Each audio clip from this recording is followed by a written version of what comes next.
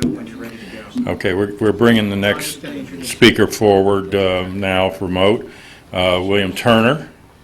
He wrote a book, Rear View Mirror, Hoover's FBI and the Assassinations is his topic.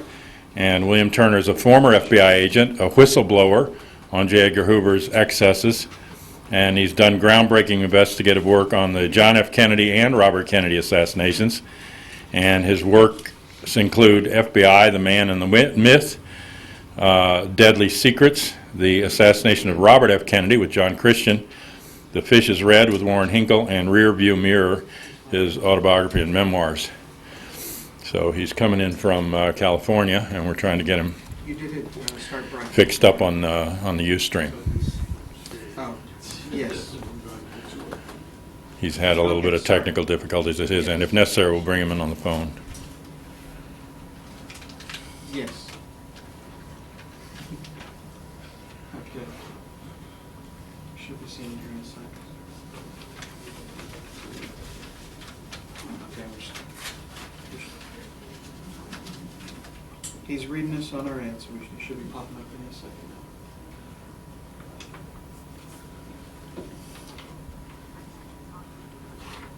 Oh, it's okay. It's you see him coming, right? I did, but now it stopped. Yeah, I will. I'm gonna hand the phone to John, and you can have him start. Okay, Bill, it's John Judge, and I'm going to put my phone on speaker and put that next to the microphone, and then everybody here will be able to hear you. And then we can get questions, and I'll convey the questions by phone, and then you can answer them into the microphone. So just half a second while I turn it on speaker.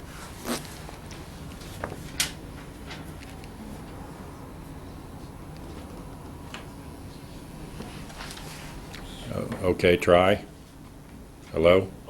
Hello, John. Go ahead. Wait a second. You got the volume up, Carl? Yeah? Okay, go ahead and speak. Yes. Yeah. We're ready. Go ahead. You're ready, John? Okay, I'll go ahead. This is the first time I've been on national television since Joan Rivers, and I think we're taking on a different topic today. I did a book called Hockey Mom on Sarah Palin, and she thought it was wonderful until somebody pointed out to her that she'd be reading it upside down. I bring my forensic background into play simply to counteract those who think they have all the credentials. Yes, I include you, Vince Bugliosi. You did a fine job on the Bobby Kennedy case when you concluded it was likely a conspiracy and calling for the identification of 3 of the firing squad that night. I have a degree in chemistry with a minor in physics. For over 10 years, I was an FBI agent investing the cores in other kidnappings and bank robberies and other major crimes. I worked counter-espionage against the Soviet agencies, KGB and GRU. I inspected the Los Angeles Division on its work against organized crime in 1959 and discovered that Mickey Cohn was the only mobster that was being wiretapped. I was trained in wiretapping, bugging, and burglaries, which I performed in the field, and I have written extensively forensic and police science subjects for the legal press, notably Bancroft Whitney and National Lawyers Co-op. I have written or was co-author of 11 books. 7 have been translated into foreign languages. I'll bet you didn't know that Hoover's FBI can be purchased in Polish. And the second jailbreak was made into a Charles Bronson movie.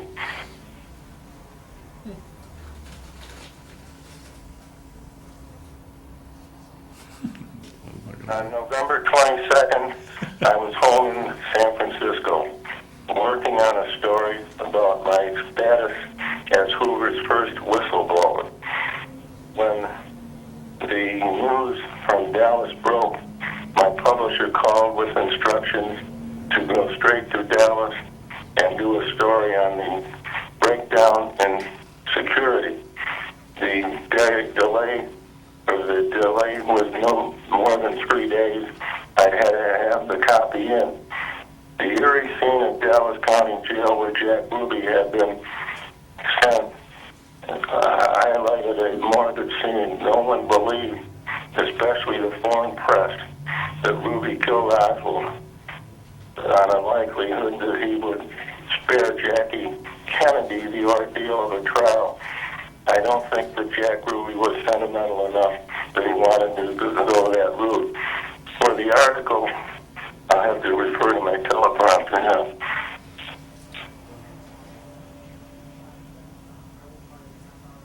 For the article,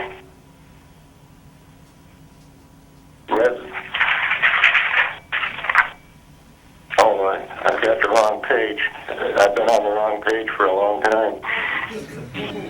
Up was surprising boilerplate information, and I fashioned my article on 3 days after that, but I was interested in a Dallas cop, Welcome Eugene Barnett, who said a woman ran up to him from the grassy knoll and said shots came from the grassy knoll area. This indicated to me the possibility of a kill shot from behind the picket fence. It was a can't miss. I take a .357 Magnum with a 8-inch barrel. I can't miss. Also contacted a former FBI agent close to the Dallas office. 10 days before the assassination, Oswald was specially contacted by SAS James Hosty and W. Harlan Brown. The Warren report said this was under the area of rumors and speculation and did nothing further on the information. It wasn't either. At the time, Brown was assigned to the Neutrality Act, and Hosty was helping him out. Oswald was a double agent who was burned in New Orleans by a member of the Hotspurs of the anti-Castro Cuban Student Directorate, which was accumulating arms for a second invasion of Cuba. The CIA didn't want any interference with its own Bay of Pigs, so Oswald was a potential security informant for the Dallas office spying on these activities. I was writing an article on nuclear activation analysis for Bancroft Whitney, a law publisher, A New Science, when I called Dr. Vincent Flynn, who pioneered it at General Atomics in San Diego. He mentioned that he had been curious about NAA's application to the JFK assassination. He and Ray Pinker, the retired director of the Los Angeles Police Department Criminal Lab, were skeptical of the FBI lab. Cortland Cunningham's testimony that the rifle actually fired by Oswald had a tightly sealed chamber, and therefore there would be no blowback on the cheeks of the shooter. This would explain why there was no blowback residue on Oswald's cheeks. But Glynn and Pinker suspected the Italian Army surplus gun was among the leakiest on the market. They ordered the same rifle from the same mail-order house and fired it. Their cheeks were filthy with residue.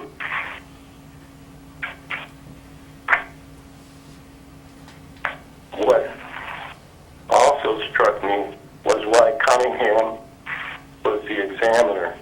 I knew the agents in the FBI firearms section of the FBI laboratory, and ordinarily the more experienced Bob Frazier would have conducted the examination. But Frazier may not have gone along with the no blowback from an Italian Army rifle. Funny thing, there was blowback on Oswald's right hand. He may have shot at Officer Tippett after he realized he had been set up. Logic has it that he was heading for a 31-28 Harlandale in the same Oak Cliff area as the boarding house where he was staying under an assumed name. Oswald apparently had been successful in infiltrating the members of the Harlandale address. Deputy Sheriff Buddy Walters memoed urgently on the day of the assassination that his informant disclosed, quote, for the past few weeks, at a house at 3138 Harlandale, some Cubans had been having meetings and were possibly connected with the Freedom for Cuba party, of which Oswald was a member.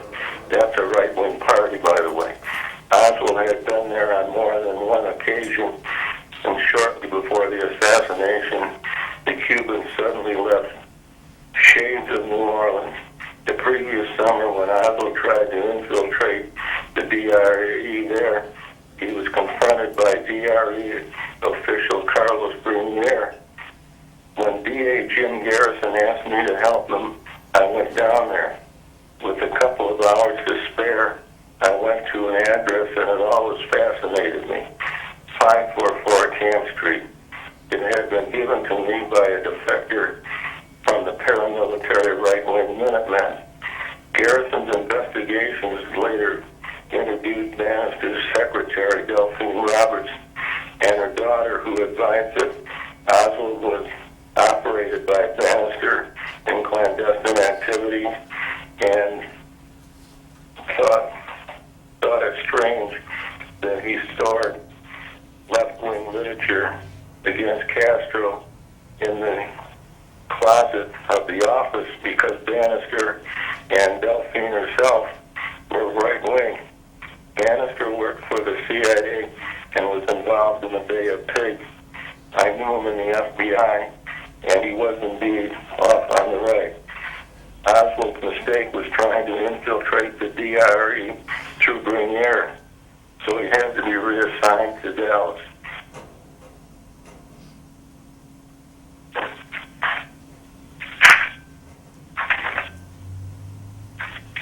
Changing this. In discussions with Jim Garrison, it seemed clear that the Soviets would know a great deal about the JFK assassination. And I decided to be a cutout to the Soviets, using an ex-CIA pilot to travel to Mexico City and approach the KGB Residazura, who was ordinarily the third secretary at the embassy. So he approached and contact was made, and the pilot, who we'll call Mr. Rose, was instructed to check in at a certain hotel and wait. Mr. Rose reported to me that the KGB had him under protective surveillance. On the third day, presumably having consulted with Moscow, the KGB agent called. He was later identified as Valery Kostakov. He called Mr. Rose back from the hotel. Kostakov spoke guardedly. What you request is not impossible. The only way that it could be possibly occur is in a way that would be most unexpected and untraceable to its source. Something might be left in your hands, for instance, by a visitor to your country, as the President Kostakov gave Rose the only books he had in English, West East, Inseparable, Twain, and USSR Today and Tomorrow, which repose on my library shelf, which never made the bestseller list. 8 months later, in April 1968, Jim Garrison called to say a courier had just handed him the possible Russian response. That evolved into the book Farewell America, of which most of you are familiar. It was a bestseller in Europe, and it answers a question asked by the Turkish police inspector in A Coffin for Dimitrios. The important thing to know about assassinations is not who fired the gun, but who paid for the bullets. And that's what Garrison accomplished.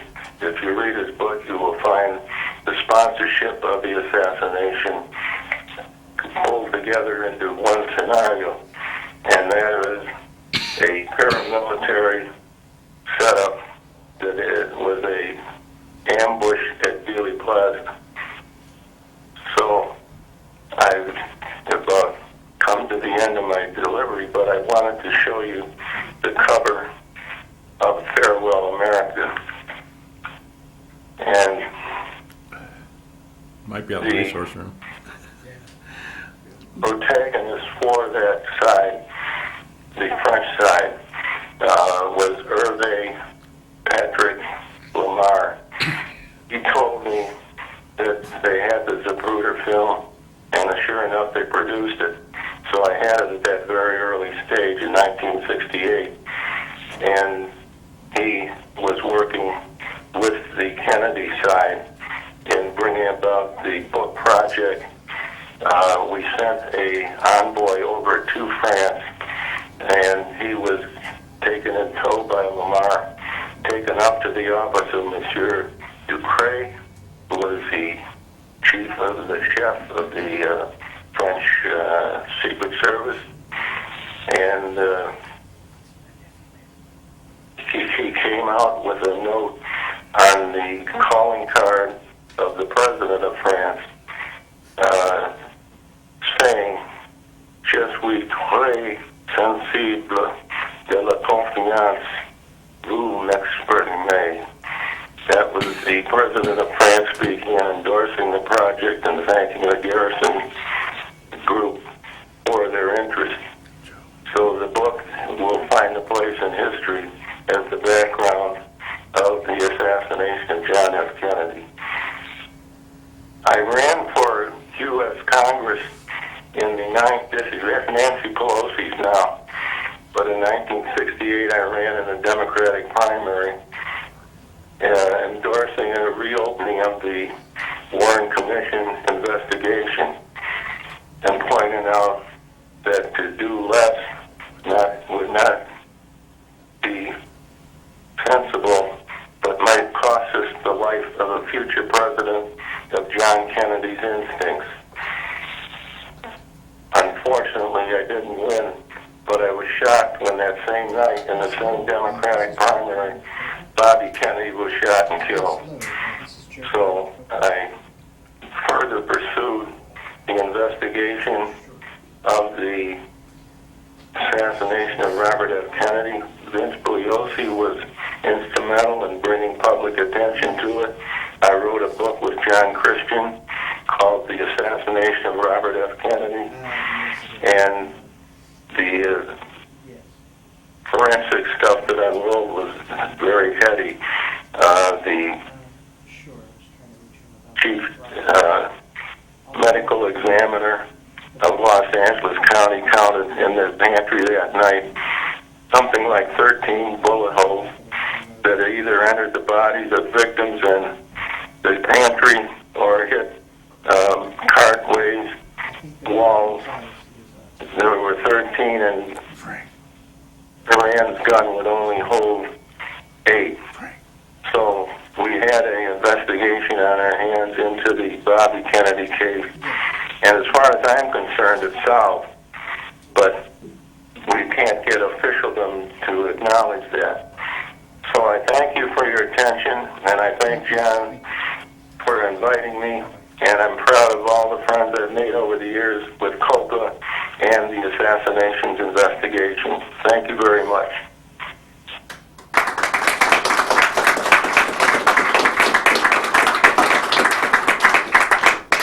We have a few minutes for questions if you could take one. Here in the back. Yeah. Okay. Yeah. Why did Joan Mellon attack him? This is Ed Tater asking, why did Joan Mellon attack you? Joan Mellon, Vince Salandria for a moment convinced her that I was a CIA spy, and she kind of got on that side, but I think she had some qualms about Mr. Rose, and we corrected that. Joan and I are in good terms, and it was an unfortunate incident. I thought you were FBI, Bill. Okay. That's right. Chris? Yeah. He says that's right. Thank you, Bill, for presenting today. My question to you is, How well did you know Penn Jones Jr., and do you have some thoughts or reflections about this man who, more than most, helped people who want to know more about the assassination, toured them, showed them around? How well did you know Penn Jones? Yeah, I'm going to repeat it. Yeah, it's Chris Pike asking how well did you know or do you remember things about Penn Jones, who did so much to expose people to the assassination down here. Right. I was a good friend of Penn Jones. Both I was helping him on a personal basis in the assassination. I've been to his place in Texas. I think he's been to my place in San Francisco. He's a wonderful guy. He accomplished much in his lifetime, and I can say nothing but the best for Penn Jones. Okay, one more. Are you associates with, and what do you think of Wesley Swearingen, who just wrote another book on the JFK assassination called To Kill the President? Are you an associate of, or do you know about Wesley Swearingen, another FBI agent who wrote a book about the Kennedy assassination? I know Wesley. We're good friends. Wesley was very helpful to me in my book on the FBI, and I've been helpful to him, I'm sure. We're in touch, and he's a great guy. He stood up to Hoover when Hoover was at the top of his power, and I can attest firsthand that that isn't an easy thing to do. Anybody else? How valid is Ted Chirac's Second Gun documentary? How valid do you feel is Ted Chirac's Second Gun documentary? The Second Gun documentary by Ted Chirac is beautifully done. Ted's a good reporter, a good investigator, and did a hell of a job on that. How are we on time, Joe? I haven't gotten this early. Okay. I had to leave a message. Anyone else have a question? Somebody in the back. 3 names. I just want to get a synopsis or summary. Gunderson, Hosty, Buck Ravel. Somebody wanted to comment on 3 people: Gunderson, Ted Gunderson, I guess, Hosty, and Buck Ravel. Okay. Ted Gunderson was the SAC, S-A-C, or Special Agent in charge of the Los Angeles office during a lot of the contentious investigation that went on concerning Bobby Kennedy. And I don't know, he went into private employment, and I don't know where he wound up. Buck Ravel, I remember, I was on a Texas, Dallas radio station one night, and Buck Ravel called in, but he used a pseudonym.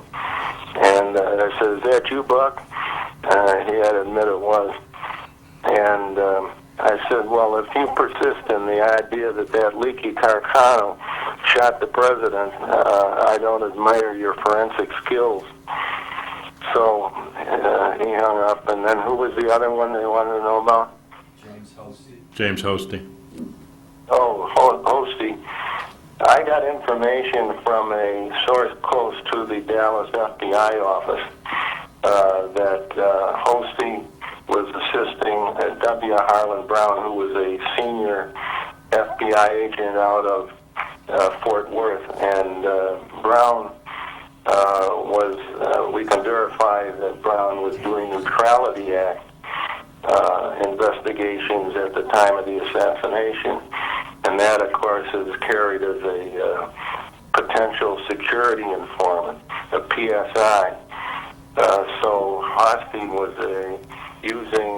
assisting Brown in running Lee Harvey Oswald as a potential security informant. The FBI is highly structured, and one of the things they require is you had to have each agent working, say, Neutrality Act, had to have 5 PSIs, and working criminal, 1 major crime informant, and 1 of the lesser variety. So they were bound by the book to develop informants, and whether they operated them or not, they put them down as informants. So Hosty got transferred as a result of the Warren Commission report. Hoover preemptorily made him leave for Kansas City, and he's got his own book. I don't know exactly his conclusions, but I think Hosty was caught in the events and was blameless as far as Oswald was concerned. And one more. What's his appraisal of Mark North's act of treason? Do you know the book by Mark North, Act of Treason, about Hoover's role, and what's your opinion of it? Act of Treason, I read that quite some time ago. Is it a new book? No, I don't believe so. I think it would have been the one you read. What I say, I read it some time ago, and I was impressed with it, except it seemed to be kind of bigoted against the Israelis, claiming they had a part in the assassination. Okay, we're going to, I guess, try to get on to the next speaker, but I thank you for being with us, and, you know, I'm sorry we couldn't bring your image in as well, Bill, and then they'd see you're a good Irishman. Well, you've lost nothing there. I got on my Rangers hockey jacket and I rooted for the Rangers this year, so since I was in their chain at one time. Okay, well, thanks for being with us. Okay, John, thank you.